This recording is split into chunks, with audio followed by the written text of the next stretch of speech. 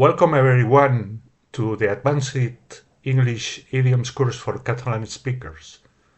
My name is Joan Rojas, and this course is especially designed for people who have already achieved a high level of English and who want to discover the world of abstract expressions commonly used by English native speakers. The question is, what is an idiom? An idiom is a group of words, is a saying or a phrase with symbolic rather than literal meaning that is widely recognized and used in everyday language. On the other hand, it shows a figurative meaning. An idiom's figurative meaning is different from the literal definition of its individual words. They convey concepts that are difficult to grasp solely through word reading. That's right. For example, the phrase "when pigs fly", quan les vaques volin, in Catalan, when pigs fly, quan les vaques volin, means something that will never happen. A meaning that isn't obvious without context or explanation. The fact that pigs are replaced by cows in Catalan is due to the cultural interferences of each language or society. But what are the main characteristics of idioms? First of all, they have non-literal meaning. That is to say, the words in an idiom do not have the usual meanings when they are taken together. That's right. They also have figurative language. Idioms are a type of figurative speech that expresses an idea in an imaginative way. And you can also find in them a cultural context. The meaning of an idiom is usually understood by native speakers of a particular language and is based on cultural experience. That's right. And finally, they are fixed expressions. Idioms are generally common and widely used and often have a fixed form. That's right. Let's get started. I want to start with the phrasal verb make up. Make up the verb make up and its relationship with idiomatic phrases in English. In grammar, make up is a phrasal verb, meaning to invent, to reconcile, to complete, or to assemble, among other senses. But in abstract sense, it also has other meanings. Let's take a look at them. For example, kiss and make up. Kiss and make up. Kiss and make up means to become friendly again after a fight or disagreement. In Catalan, we would say fer creu i ratlla o girar full, kiss and make up. For example, the two sides manage to kiss and make up on the first day of the trial. The two sides manage to kiss and make up on the first day of the trial. És a dir, les dues parts s'ho van arreglar per girar full el primer dia del judici. D'acord? Other possibilities using make up can be make up for lost time. Make up for lost time. In Catalan, recuperar el temps perdut. That is to say, to accomplish something that wasn't done in the time one originally intended to do it. For example, we need to work faster to make up for lost time. We need to work faster to make up for lost time. És a dir, necessitem treballar més ràpid per recuperar el temps perdut. Another example could be, we can make up for lost time by taking a shortcut. By taking a shortcut. Què és un shortcut? És una drecera, Si jo dic, we can make up for lost time by taking a shortcut, és que vull recuperar el temps perdut agafant una drecera. D'acord? That's right. Another sense, make up your mind. Tu decideixes o aclareix-te. This means to make a decision about something or to decide something. For example, I can make up my mind where to take my vacation. I can make up my mind where to take my vacation. That is to say, tinc d'aclarar el meu pensament quan agafi les meves vacances, el meu descans. Un altre exemple, another example. He's thinking about going abroad, but he still hasn't made up his mind about it. He is thinking about going abroad, but he still hasn't made up his mind about it. Què estic dient? Està pensant en anar a l'estranger, però encara no s'ha aclarit massa al respecte. And finally, another example, I can decide for you. You'll have to make up your mind. Or your own mind. I can decide for you. You'll have to make up your own mind. És a dir, jo no puc decidir per tu, tindràs d'aclarir-te tu primer. Okay, let's go ahead with new idioms. We are going to start with the expression not to be worth. Not to be worth means to lack value, significance, or merit for a particular purpose, or effort, or person. Making any investment of time, money, or attention a waste. It can describe something that is worthless, insignificant, or not good enough to deserve something, and can also be put down to say something is inferior or a waste of one's effort. Let's look at some examples. And everything will be as clear as crystal. Tan clar com l'aigua. Nosaltres diem as clear as crystal, tan clar com el cristall. Nosaltres diem tan clar com l'aigua. Okay, let's look at some examples. Not be worth the effort. Not be worth the effort. No val la pena, no val l'esforç.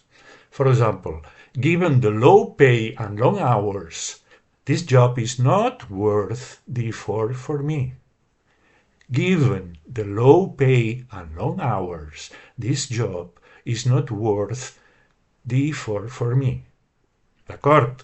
Encara, donat que treballo molt i cobro poc, aquesta feina no està feta per mi. No fa falta que faci un esforç. D'acord? Another expression with not worth a penny or not worth a red cent. What is the difference? Not worth a penny, is used in UK, and not worth a red cent is used in the States. In Catalan we would say no val ni un ral, no val ni un cèntim. For example, his contribution to the project was minimal, so his input felt like it was not worth a penny. His contribution to the project was minimal, so his input felt like it was not worth a penny. La seva contribució al projecte era mínima I llavors tot el que va proposar no valia un duro, com en diem nosaltres. Ok, not worth the candle. Not worth the candle is a British old-fashioned expression which means no val la pena esforçar-se. Not worth the candle. The candle, a candle is un candle, és una espelma, no val l'espelma, no val la pena l'espelma, no val la pena cremar-la i quedar-nos sense espelma. Not worth the candle, no val la pena esforçar-se o esforçar-se. For example, the car is so old that replacing the engine is not worth the candle. The car is so old that replacing the engine is not worth the candle. El cotxe és tan vell que no val la pena canviar-li el motor. D'acord? You can find another expressions, for example, not worth a shit, not worth a cracker, not worth a damn, or not worth a whoop.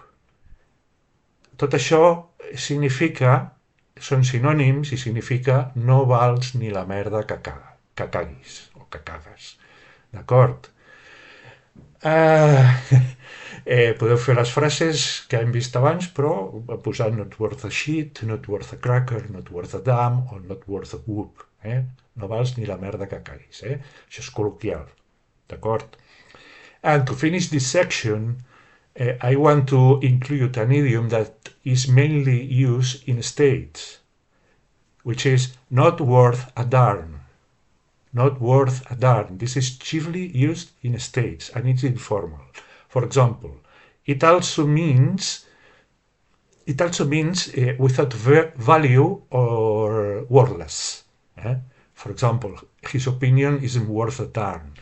His opinion isn't worth a darn.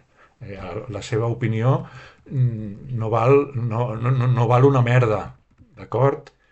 Molt bé, molt bé. And to put an end to the video, let's take a look at several idioms that may also be useful for your English learning. For example, once in a lifetime. Once in a lifetime.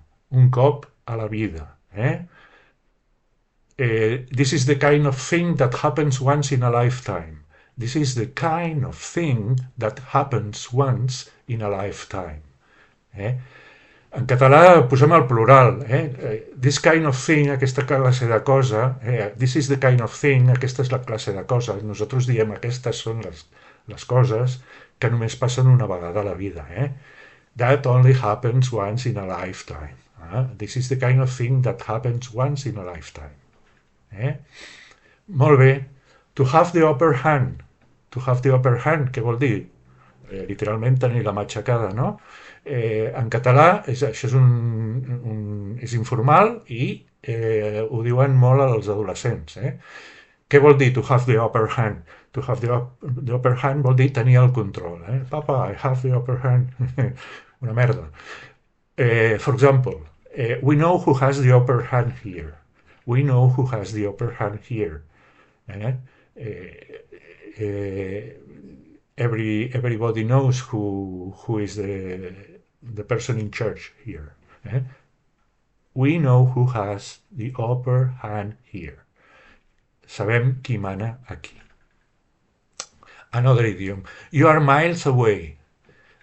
To be miles away is to be very far from here. But it has another figurative meaning. En català diríem està a la lluna de València, està molt lluny d'un lloc, no? Figurativament. For example, he was miles away during the meeting, lost in his own thoughts. He was miles away during the meeting, lost in his own thoughts. És a dir, estava en una altra banda durant la reunió, estava perdut amb els seus pensaments. D'acord? Ok, whatever it takes. En català, el que calgui, whatever it takes. For example, they want fame and will do whatever it takes to get it. They want fame and will do whatever it takes to get it. Ells volen la fama i faran qualsevol cosa, whatever it takes, to get it, per aconseguir-la. To get it és informal, o podem dir to achieve it, més formal.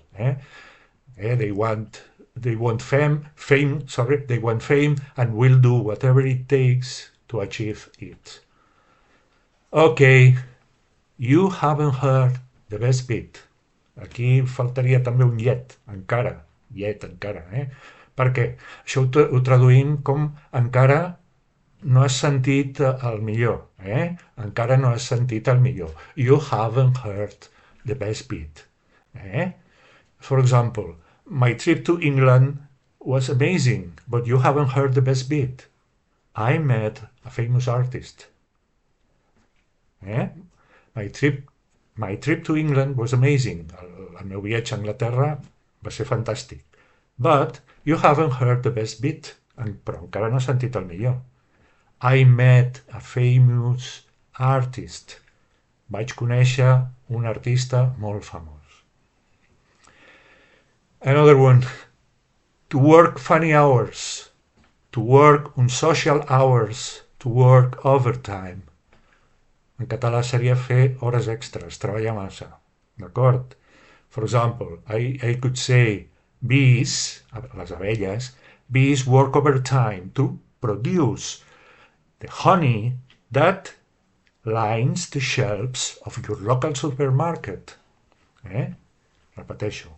Bees work overtime to produce the honey that lines the shelves of your local supermarket. Què estic dient? Bees work overtime perquè les abelles treballen moltíssim, no? Per què? To produce honey, per produir mel, that lines the shelves of your local supermarket, que omplirà, lines the shelves, és que la línia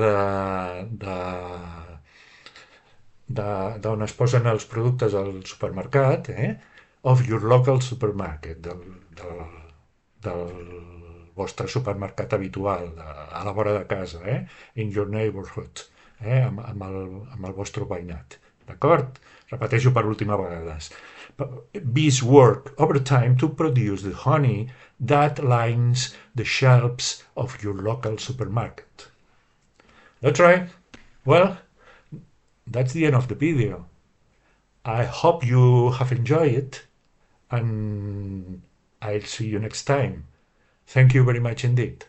Bye.